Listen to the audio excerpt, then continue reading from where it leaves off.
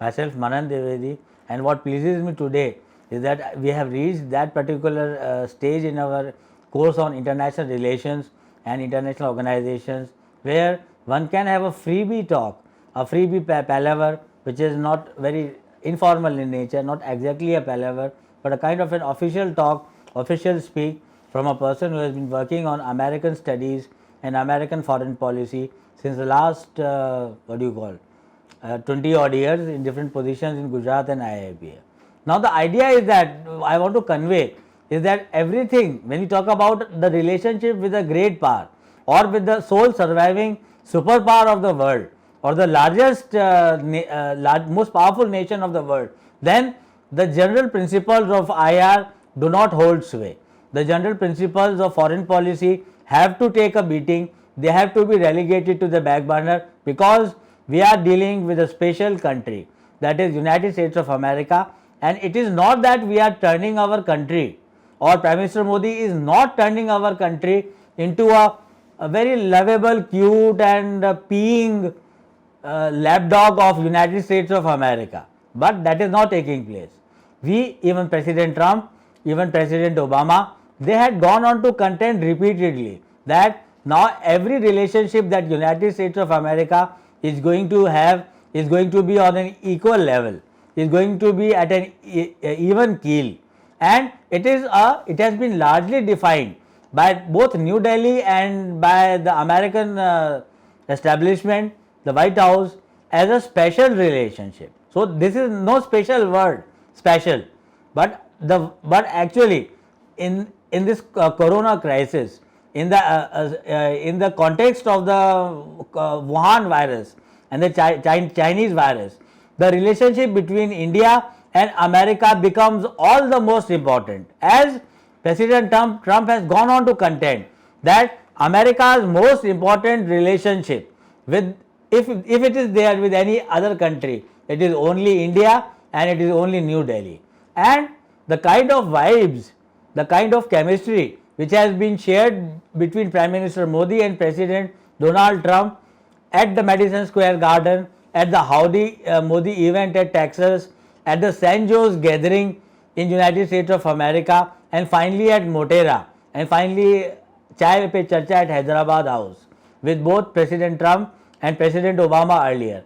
That kind of a bonhomie and warmth, and that kind of a transparent nature, or what do you call, I use a high fly word here, a translucence of sublime relationship that has been fostered between India and United States of America has never before happened in the history of India's foreign policy and in the history of the international relations.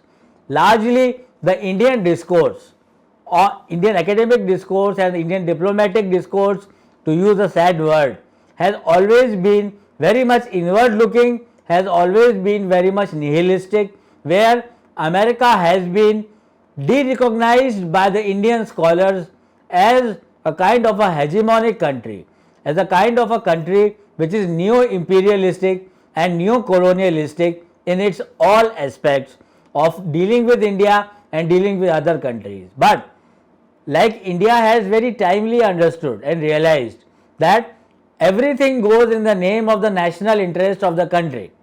That is, if the national interest is being hampered, we cannot have a relationship, we cannot have a wholesome or a comprehensive relationship with the country. But if the national interest is being advanced, is being bettered for a country like India, then even if we have to make certain choices, that should be made part of the diplomacy and foreign relationship with that country. Here the case study being that of India and United States of America. Now when we talk about India and US, then the idea of the American dream comes to the fore. What is this American dream? There was a book written by John Truslow Adams, two books by him. One of them was titled as The American Dream, and the other one was titled as The Epic of America. There the first touch, the first Taikilu movement as elucidated in the cinematic construct Avatar happened between India, happened between the European world, the European seafaring conquest traders and the Red Indians in the eastern coast of United States of America, which is the present day New York, New Jersey and North and South Carolina. They threw weapons at the Red Indians threw weapons at the coast, and they ran away for a few years. They came back and they started colonizing and befriending also. That should not be lost to the audience. That is befriending the Red Indians and the local population in United States of America. This is one part of it we can talk about, and it is under this appreciation of the other, that India and United States as being liberal democracies, as following rule of law, as following the tenets of entrepreneurship, as following the tenets of constitutionalism. That way both the countries have a lot of common points, common themes, rendering themselves open to a new and a fulsome and a comprehensive relationship. So the fundamental premise was flawed because of the India's doctrine of strategic autonomy and because of India's adherence to the neutral bloc amidst the heydays and the the hyperbole of the Cold War.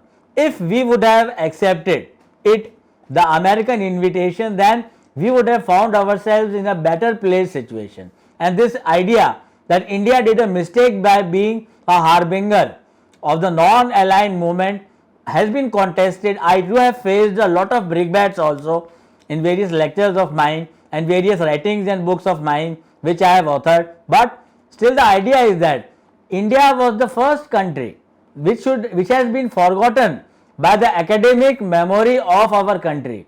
The first country which was invited to become part of the NATO, SEATO and CENTO and all kinds of alliances led by United States of America, and this occurred all the way in 1950s.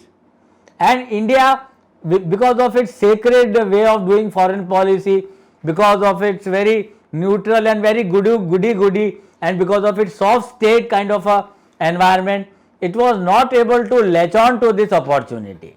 India very lately realized that there are no permanent friends and there are no permanent enemies in the world of international relations, which is also true of the current context in a domestic milieu, whether it be a working place or whether it be the larger joint family of a person. So the American dream has been there and the Indian dream is too there, that we want to become a Vishwa Guru. Now in a national security strategy document which every American president has to come out with during his 5 years of a presidential tenure, President Trump created an NSS document for the first time, wherein the name of India appears for the first time with a positive and a leadership oriented orientation.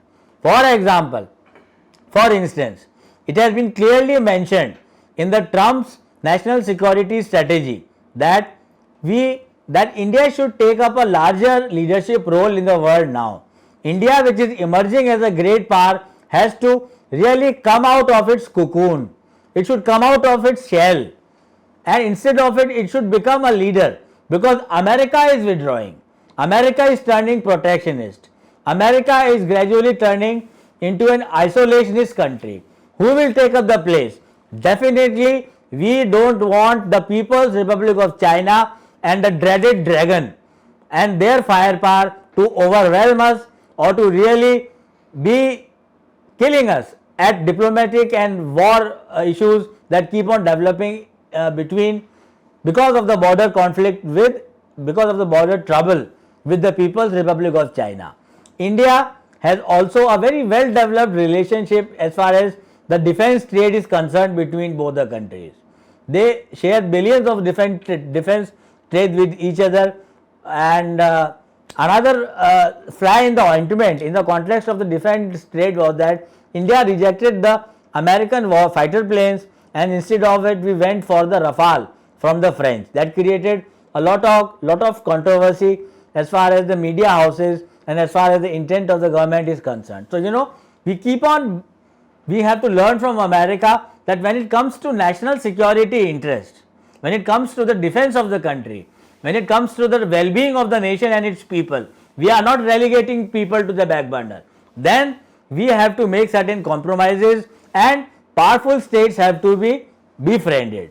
India can contain the People's Republic of China in a war or in any kind of a diplomatic confrontation only when America backs us. Japan is backing us, Australia is backing us, and in energy, in nuclear related issues, and also in the context of the UNSC member state, America has been openly backing us.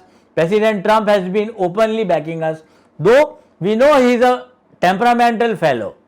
He would tweet something and he would say, yes, I don't know anything about this country. That kind of a falling out of America by America is also expected.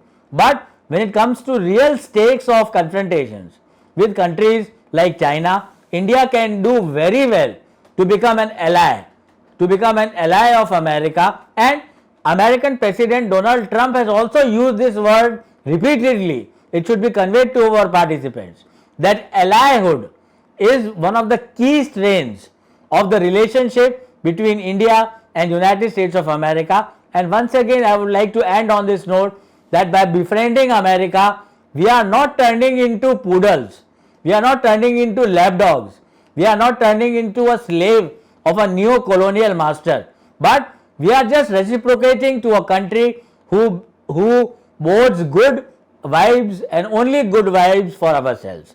The past can be relegated to the back burner and we can look forward to the strongest America and a much stronger India in the post-truth age and in the post-Wuhan virus age, which is about to unfold itself in the immediately near future. So this was my brief presentation on India-US bilaterals, and I would like to advance my heartfelt thankfulness to all my esteemed participants who have taken the time to be with us through this virtuosity of academia. I am using once again a word out of a poem, out of a prose, but we hope well that India and US continue as good allies and good friends of each other in the largest strategic and the diplomatic world. Thanks a lot participants once again.